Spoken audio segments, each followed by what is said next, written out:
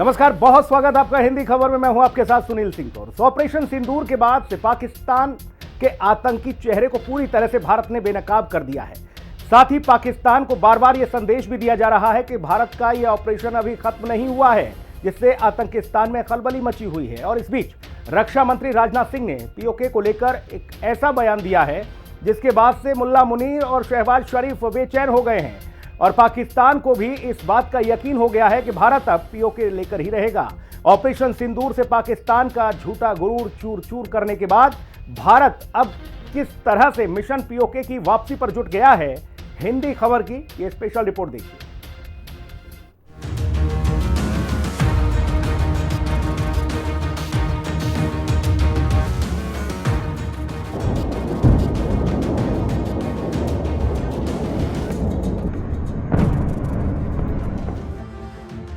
PoK की भारत वापसी, मोदी ने बना ली रणनीति। हिंदुस्तान का प्लान ओके, बिना जंग ही आएगा पीओके। प्रेम, एकता और सत्य के मार्ग पर चलकर वह दिन दूर नहीं जब हमारा ही अंग पीओके स्वयं लौटकर कहेगा, मैं भारत हूं, भारत ही हूं, मैं वापस आऊंगा। और वापस आया हूं। पीओके पर रक्षा मंत्री ने ऐसा चेताया, हिल गया पूरा पाकिस्तान। करने को हम कुछ और भी कर सकते थे,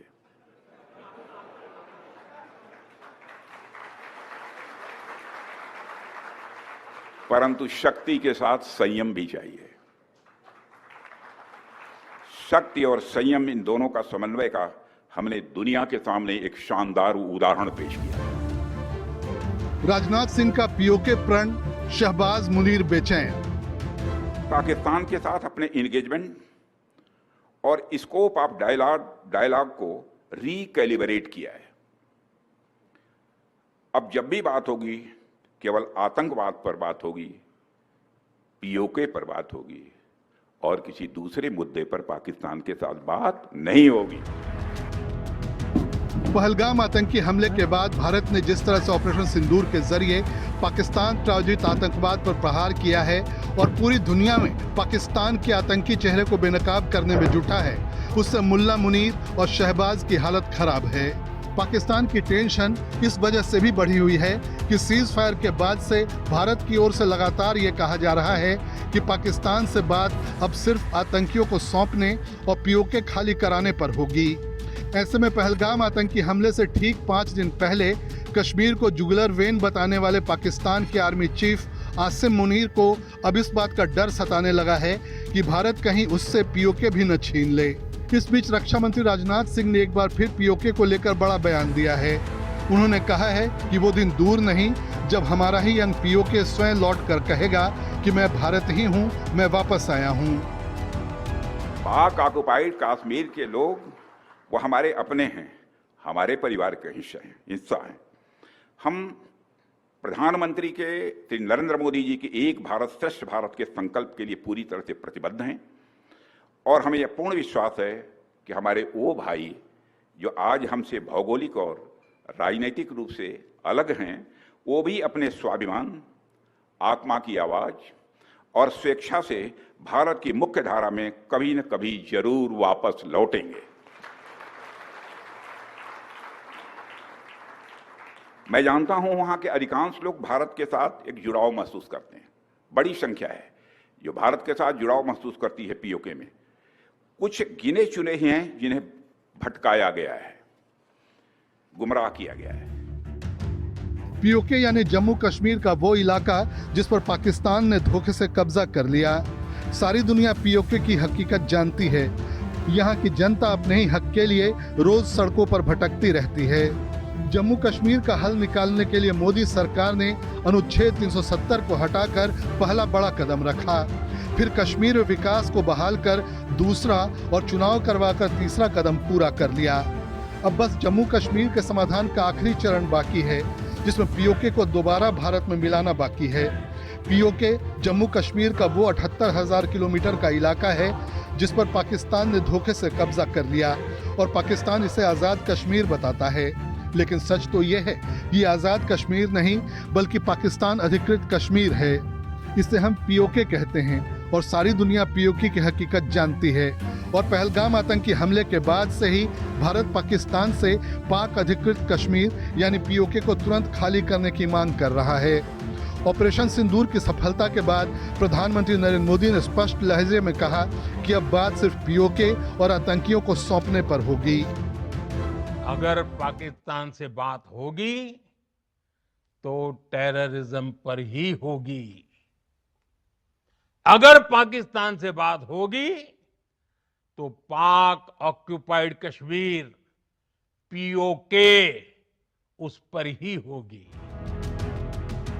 ऑपरेशन सिंदूर से पाकिस्तान का झूठा गुरूर चूर चूर करने के बाद भारत पूरी तरह मिशन पीओके की वापसी पर फोकस कर चुका है। पाकिस्तान पर पहली बार पीओके खाली कराने का इस तरह का दबाव भारत की ओर से दिया जा रहा है। रणनीतिक लिहाज से पीओके काफी अहम है क्योंकि इसकी सीमा कई देशों से लगती है। पश्चिम में पीओके की सीमा पाकिस्तान के पंजाब प्रांत और खैबर पख्तूनख्वा से लगती है। उत्तर पश्चिम में अफगानिस्तान के वखा कॉरिडोर, उत्तर में चीन और पूर्व में भारत के जम्मू कश्मीर से सीमा जुड़ी हुई है। वहां की जनता अपने ही हक के लिए रोज सड़कों पर भटकती रहती है। पीओके के लोग भले ही परेशान हों, उस पल को कोस रहे हों जब उनके सपनों पर पाकिस्तान ने चोरी से कब्जा कर लिया। जम्मू कश्मीर का हल निकालने के लिए मोदी सरकार ने अनुच्छेद 370 को हटाकर पहला बड़ा कदम रखा। फिर कश्मीर में विकास को बहाल कर दूसरा और चुनाव करवाकर तीसरा कदम पूरा किया। अब बस जम्मू कश्मीर के समाधान का आखिरी चरण बाकी है, जिसमें पीओके का दोबारा भारत में मिलना बाकी है। और जिस तरह से ऑपरेशन सिंदूर के बाद भारत ने पीओके खाली कराने को लेकर पाकिस्तान पर दबाव बनाना शुरू कर दिया है, उससे आतंकिस्तान में खलबली मची हुई है। रक्षा मंत्री राजनाथ सिंह ने कहा कि पीओके में रह रहे हमारे भाइयों की स्थिति कुछ ऐसी ही है जैसे वीर योद्धा महाराणा प्रताप के छोटे भाई शक्ति सिंह की थी। पीओके में रहने वाले हमारे इन भाइयों की स्थिति कुछ ऐसी ही है जैसे वीर योद्धा महाराणा प्रताप के छोटे भाई शक्ति सिंह की थी। छोटे भाई शक्ति सिंह के अलग हो जाने पर भी बड़े भाई महाराणा प्रताप का विश्वास अपने छोटे भाई के प्रति बना रहता है और वह बड़े विश्वास के साथ कहते हैं कि तब कुपंथ को छोड़ सुपथ पर स्वयं चला आएगा, मेरा ही भाई है मुझसे दूर कहां जाएगा।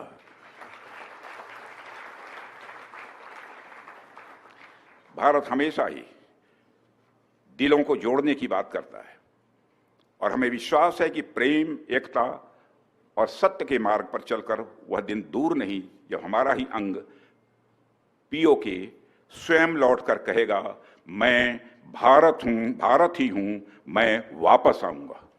और वापस आया हूं, मैं भारत ही हूं, मैं वापस आया हूं, यह पीओके कहेगा, ऐसा मेरा पक्का विश्वास है।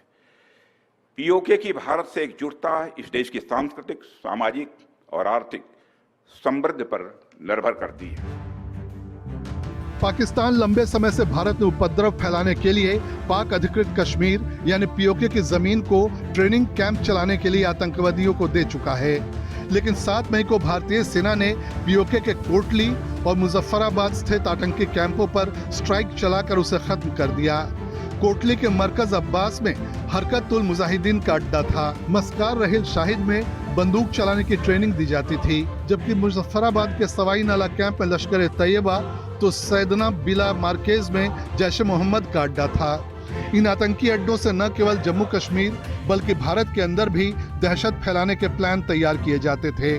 लेकिन भारत के स्ट्राइक से पाकिस्तान में आतंकवाद की कमर टूट चुकी है और आतंक को फंड करने के लिए पाकिस्तान के पास पैसे नहीं बचे हैं। इसके अलावा बलूचिस्तान में आजादी की मांग भी जोर पकड़ रही है। इससे पाकिस्तान कई तरह की मुश्किलों से घिरा हुआ है। माना जा रहा है कि पीओके के घर वापसी का यही समय है। हालात बताते हैं 1971 में भारत की सैन्य ताकत ने जिस तरह से पाकिस्तान के 2 टुकड़े किए, उसी ताकत के साथ पीओके वापस लेने का समय आ गया है। यही स्टेटमेंट जो है हमारे प्राइम मिनिस्टर भी बार बार कह रहे हैं रैली के अंदर कि अगर पाकिस्तान के साथ बातचीत होगी सिर्फ टेररिज्म को लेकर होगी और पीओके की वापसी को होगी। तो राजनाथ सिंह साफ तौर पे कह रहे हैं कि वो दिन दूर नहीं जब पीओके हिंदुस्तान का हिस्सा बनेगा। लेकिन मेरे मुताबिक कम से कम 5 से 10 साल लग सकते हैं, क्योंकि हिंदुस्तान के पास इस समय सिवाय इंतजार करने के कोई और अल्टरनेटिव नहीं है। हम पीओके को इन्वेड नहीं करना चाहते। अगर हम पीओके के अंदर अपनी सेना को भेजेंगे तो हमको दो तरफा लड़ाई करनी पड़ेगी। वहाँ चाइना का सीपेक जो है $65 बिलियन इन्वेस्टमेंट है। चाइना किसी हालत में उस इन्वेस्टमेंट को जाया नहीं होने देगा। साथ ही साथ under the guys of labour China ने पहले ही 1.5 से 2 डिवीजन अपनी आर्मी की वहाँ तैनात कर दी है और सैटेलाइट साफ तौर पे दिखाते हैं, सैटेलाइट इमेजेस, कि उसने बड़ी बड़ी मिसाइलें और तोपें जो है पहाड़ियों में छुपा रखी है। तो हिंदुस्तान को दो तरफा लड़ाई के लिए कम से कम 10 साल का समय चाहिए। हम चाहते हैं कि पीओके के अंदर इंसर्जेंसी खड़ी हो, जैसे कि बलूचिस्तान में अगर इंसर्जेंसी खड़ी हो जाती है तो एक इंसर्जेंट को से डील करने के लिए पाकिस्तान को 50 से 100 सैनिक लगाने पड़ेंगे। उस माफी की कंगाल पाकिस्तान के पास क्षमता नहीं है। तो हम वेट कर रहे हैं उस दिन की जब हम बड़े पैमाने पर वहाँ के अवाम जो है पाकिस्तान को मजबूर कर देंगे कि पीओके को खाली छोड़े। पीओके का मुद्दा सबसे अहम इसलिए हो जाता है क्योंकि ये भारतीय भावना के मिशन का हिस्सा है। बिना पीओके को शामिल किए जम्मू कश्मीर की विरासत अधूरी है। संसद से लेकर संसद के बाहर तक पीओके का मुद्दा गर्म रहा है। जम्मू कश्मीर पुनर्गठन अधिनियम 2019 का मकसद भी पीओके के जुल्म के शिकार होकर इस पार आए शरणार्थियों को स्थायित्व प्रदान करना है। प्रधानमंत्री नरेंद्र मोदी, केंद्रीय गृह मंत्री अमित शाह और रक्षा मंत्री राजनाथ सिंह समेत कई सांसदों, मंत्रियों और नेताओं ने पीओके को भारत का हिस्सा माना और उसकी वापसी की बात की है। मोदी सरकार के लिए पीओके का मतलब वो अधूरा काम है जिसे हर हाल में पूरा किया जाना बाकी है। ऑपरेशन सिंदूर की कामयाबी से भारत दुनिया के मंच पर पहले से कहीं ज्यादा सीना तान कर खड़ा रहने वाला देश बन गया है। सारे हालात को देखते हुए पीओके को शामिल कराने का इससे बेहतर कोई उपयुक्त समय नहीं लगता। पीओके के अंदर लोग जो है बिल्कुल स्वतंत्र महसूस नहीं कर पा रहे क्योंकि वहाँ पाकिस्तान की फौज जो है बड़े पैमाने पर जुल्म ढा रही है। उधर तो किसी प्रकार की कोई उन्नति हुई नहीं। वहाँ बेरोजगारी ज़बरदस्त है, गरीबी बड़ी ज़बरदस्त है और वहाँ कोई एजुकेशन इंफ्रास्ट्रक्चर नहीं, कोई फिजिकल इंफ्रास्ट्रक्चर नहीं, कोई हेल्थ केयर सिस्टम नहीं। और जब जब वहाँ के लोग उठ खड़े होते हैं पाकिस्तान की फौज के खिलाफ में और पाकिस्तान की सरकार के खिलाफ में तो उनको कुचल दिया जाता है। और पाकिस्तान और चाइना मिलकर इस समय बहुत ज़बरदस्त अत्याचार कर रहे हैं। ऐसे में वहाँ के लोग जो है हर दिन नारेबाजी करते हैं कि वो हिंदुस्तान का हिस्सा बनना चाहते हैं, लेकिन हिंदुस्तान गिलगिट बाल्टिस्तान जो है इस समय उसमें इतने लोग रेडिकलाइज नहीं है। लेकिन पीओके के अंदर हो सकता है कि कम से कम 1000 से ज़्यादा लोग रेडिकलाइज हों जो आतंकवाद के साथ मिलना चाहते हैं। तो हिंदुस्तान को बड़ा केयरफुल होना पड़ेगा ये यकीन करने के लिए कि जो रेडिकलाइज एलिमेंट्स हैं वो हिंदुस्तान के साथ आके गलत चीजें ना करें। एक्सपर्ट्स का मानना है कि पीओके को हासिल करने के लिए भारत को कई रणनीति पर काम करना होगा। इसमें कूटनीतिक, सैन्य, राजनीतिक और आर्थिक पहलू शामिल हैं। पाकिस्तान आर्थिक रूप से कमजोर हो चुका है, उसके पास हथियारों की किल्लत है। चीन को छोड़कर कोई दोस्त नहीं है जो उसकी मदद कर सके। दुनिया ने भी उससे दूरी बना ली है। रही सही कसर पीओके में धधक रही विद्रोह की आग ने पूरी कर दी है। पाकिस्तानी कब्जे वाले कश्मीर में अक्सर प्रदर्शन होते रहते हैं। पीओके की तरह गिलगिट बाल्टिस्तान के लोग भी पाकिस्तान से परेशान हैं, जिनकी जमीनों पर सरकार सेना जबरन कब्जा कर रही है। तो चाहे पीओके हो या फिर गिलगिट बाल्टिस्तान, उन्हें पाकिस्तान ठग रहा है। मोदी सरकार की तरफ से सभी बड़े अंतर्राष्ट्रीय मंचों पर पीओके में आतंकी अड्डों के अलावा वहां पर आम लोगों पर हो रहे अत्याचार के मामलों को भी प्रमुखता से उठाया जा रहा है। पीओके में भारत का समर्थन बढ़ रहा है, जिससे भारत में मिलने की मांग पीओके के लोगों की तरफ से भी हो रही है। ऐसे में पाकिस्तान अब ज्यादा दिन तक पीओके को बचा नहीं पाएगा और जल्द ही पाकिस्तान अधिकृत कश्मीर पीओके भारत का भिन्न अंग बन जाएगा। Our dealings with them will be bilateral and strictly bilateral. That is a national consensus for many years, and there is absolutely no change in that consensus that dealings with Pakistan will be bilateral. Prime Minister made it very clear that the only talks with Pakistan will be on terror. That Pakistan has a list of terrorists who need to be handed over. They have to shut down the terrorist infrastructure. They know what to do. We are prepared to discuss with them what is to be done on terrorism. Those are the talks which are feasible. The Indus Waters Treaty is held in abeyance and will be continued to be held in abeyance until cross-border terrorism by Pakistan is credibly and irrevocably stopped. So sometimes the Kashmir issue has been brought up. Again, the only thing which remains to be discussed on Kashmir is the vacation of illegally occupied Indian territory in Pakistan occupied Kashmir. We are open to discussing that with Pakistan. 22 अप्रैल के पहलगाम आतंकी हमले के बाद भारत ने 7 मई को operation सिंदूर के जरिए पाकिस्तान और पीओके में मौजूद 9 आतंकी ठिकानों को तबाह कर 100 से ज्यादा आतंकियों को मिट्टी में मिला दिया। साथ ही पाकिस्तान ने जब हमले की हिमाकत की तो भारत ने उसे भी महज 22 मिनट में बता दिया कि हिंदुस्तान की सेना क्या कर सकती है। ऐसे में पाकिस्तान भी ये बात अब अच्छी तरह से समझ गया है कि न तो उसके आतंकी अब भारत की मिसाइलों से बच पाएंगे और न ही पीओके को पाकिस्तान ज्यादा दिन तक बचा पाएगा। वैसे भी भारत का ऑपरेशन सिंदूर अभी खत्म नहीं हुआ है। पीएम मोदी ने एक बार फिर कहा है कि हमने ऑपरेशन सिंदूर के जरिए आतंकवाद को पालने वालों को सबक सिखाया गया है और आगे भी सिखाया जाएगा। आतंकवादियों ने हमारी बहनों का सिंदूर मिटाने का दुस्साहस किया। हमारी सेना ने उनको सिंदूर की शक्ति का एहसास करा दिया। हमने आतंक के उन ठिकानों को तबाह किया जिनकी पाकिस्तान ने कल्पना तक नहीं की थी।